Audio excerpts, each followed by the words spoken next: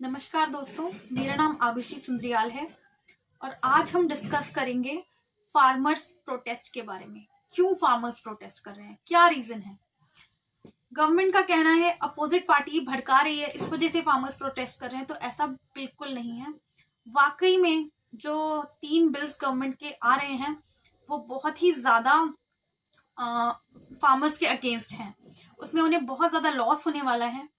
तो आइए समझते हैं वो कौन से 3 बिल्स हैं और कैसे उसमें लॉस होने वाला है। सिर्फ फार्मर्स को ही नहीं, हम आम जनता को, हर किसी को उससे नुकसान है और किस तरह से है, आइए समझते हैं। तो जब से सबसे पहला बिल है वो है एसेंशियल कमोडिटी अमेंडमेंट बिल।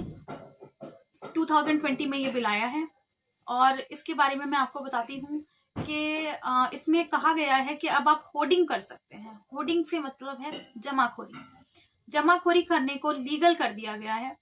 और आपको पता होगी जमाखोरी किसे कहते हैं। 1955 में एक एक्ट आया था, एसेंशियल कमोडिटी एक्ट 1955। उसमें उससे पहले क्या होता था कि एक बड़ा बिजनेसमैन है, उसने सारे मार्केट का एक पर्टिकुलर प्रोडक्ट खरीद लिया। फॉर एग्जांपल हम ले लेते हैं सरसों का तेल। उसने पूरे मार्केट का सरसों का तेल खरीद लिया और अपने गोडाउन में स्टॉक करके बिल्कुल बंद करके रख दिया। जैसे ही कोई उनके पास आता है कि हमें सरसों का तेल खरीदना है, क्योंकि उनके अलावा कोई वेंडर है नहीं, तो वो मना कर देते हैं कि सरसों का तेल नहीं है, सरसों का तेल खत्म हो गया है। इस सिचुएशन में क्या होता था, जब मार्केट में सरसों का तेल नहीं अवेलेबल होता था तो उसके प्राइस बढ़ जाते थे। तो सपोज अगर सरसों का तेल 100 रुपए लीटर है और वो बढ़ के हो गया 150 रुपए लीटर डिमांड बढ़ने की वजह से, तो उसके बाद में वो सारा स्टॉक बेच देते थे। तो उससे उन्हें बहुत ज्यादा प्रॉफिट हो जाता था। पर ये इलीगल डिक्लेयर किया गया 1955 में। लेकिन अब जो गवर्नमेंट का कहना है कि इसको वापस से लेके आइए ताकि इसी तरह से महंगाई बढ़ सके, एक इंसान को बहुत ज्यादा प्रॉफिट हो, फार्मर्स को वही प्राइस, सस्ते प्राइस में उनसे सामान खरीदा जाए। एक इंसान जो उसको बहुत सारा स्टॉक करके बैठा है उसे बहुत ज्यादा प्रॉफिट हो और बाकी जनता है उसको महंगा सामान खरीदना पड़े। कोई रीजन इसका समझ में नहीं आता है। चलिए आगे बढ़ते हैं दूसरे बिल की तरफ। सेकेंड बिल है farmers empowerment and protection agreement on price assurance and farm service bill. सुनने में अच्छा लग रहा है, एम्पावरमेंट, प्रोटेक्शन, प्राइस एश्योरेंस, क्या बात है, बहुत अच्छा लग रहा है सुनने में। पर जितना अच्छा इसका नाम है इतना अच्छा इसमें कुछ भी नहीं है। ये है कॉन्ट्रैक्ट फार्मिंग। सपोज एक एग्जांपल लेते हैं, लेज कंपनी को बहुत सारा पोटैटो यूज करना होता है, तो वो आए, उन्होंने पूरे गांव के जितने भी खेत हैं उनसे ऑलरेडी डील कर ली कि आप सब सिर्फ आलू उगाएंगे, क्योंकि हमको आलू ज्यादा चाहिए होता है। हम आपको एक मिनिमम जो उसका प्राइस है, कम से कम प्राइस में वो एक कॉन्ट्रैक्ट कर लेंगे और पूरे के पूरे गांव को उन्हीं के लिए आलू उगाने होंगे और जैसे ही आलू उग जाएंगे वो आकर ले जा लेंगे। ठीक भी है, फार्मर्स को होलसेल में एक बार सप्लाई करने को मिलेगा, ठीक है, उन्हें पता है कि उनका माल बिक जाएगा, ये तो चलो ठीक है। लेकिन उनकी मजबूरी है, अगर उनका 200 किलो आलू की जगह, सपोज मैं एक एग्जांपल ले रही हूँ, 200 किलो की जगह अगर सिर्फ 20 किलो आलू होगा तो भी सपोज अगर उन्होंने 10 रुपए फिक्स किया है तो 10 रुपए के रेट जाएगा। चाहे मार्केट में आलू 50 रुपए किलो हो फिर भी उन्हें 10 रुपए किलो देना मजबूरी होगी, चाहे उनको प्रॉफिट हो रहा है या लॉस हो रहा है। तो इसमें जो प्राइस है, price is fixed before farming. आपको नहीं पता 6 महीने बाद, 4 महीने बाद क्या रेट मार्केट में होगा, लेकिन आपसे पहले ही उसका एग्रीमेंट कराया जा चुका है। तो आप समझ रहे हैं इसमें फार्मर्स को लॉस ही होगा, क्योंकि महंगाई बढ़ेगी, कम नहीं होगी। कम होने का कोई चांस नजर नहीं आ रहा है कि अगर आलू आज 10 रुपीज केजी है तो कल को 20 रुपीज केजी होना है, 5 रुपीज केजी नहीं हो सकता। तो इस अजम्पशन को अगर हम लेकर चलें कि प्राइस कम नहीं होगा तो उस केस में फार्मर्स को लॉस है। अब आगे चलते हैं थर्ड पॉइंट की तरफ, farmer produce trade and commerce bill. ये क्या चीज है, इसमें गवर्नमेंट कहते हैं कि जो आड़ती होते हैं उनका बिजनेस खत्म हो जाना चाहिए। आड़तियों को सामान फार्मर्स ना बेचे, खुद वो अपने आप कहीं भी बेच सकते हैं, ऑल ओवर इंडिया वो कहीं भी सामान बेच सकते हैं। लेकिन एक पॉइंट ये है, टमाटर उगाया एक किसान ने और अगर उसे पता है ये बात और पहले से भी ऐसा होता आ रहा है, कोई बैन नहीं है, तो इस बिल का कोई मतलब नहीं है कि फार्मर्स कहीं भी अपना सामान बेच सकते हैं।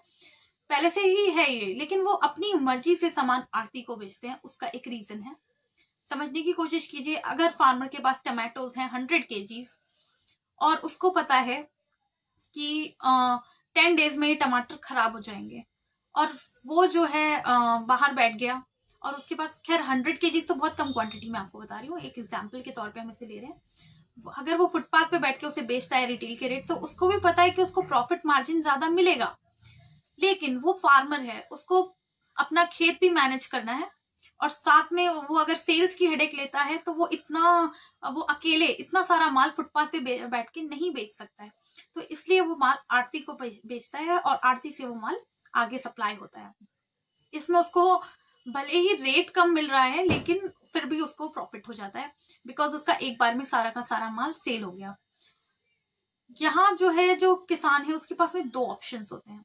आज से पहले जैसे होता आया है कि जो एक मिनिमम प्राइस होता है जिसपे वो एफसीआई के गोडाउन्स में, FCI food corporation of India, FCI एक ऑर्गेनाइजेशन है जो किसानों से माल खरीदती है एमएसपी पर। MSP minimum support price. Minimum support price एक गवर्नमेंट की एक कमीशन होती है, CACP, commission for agricultural cost and price.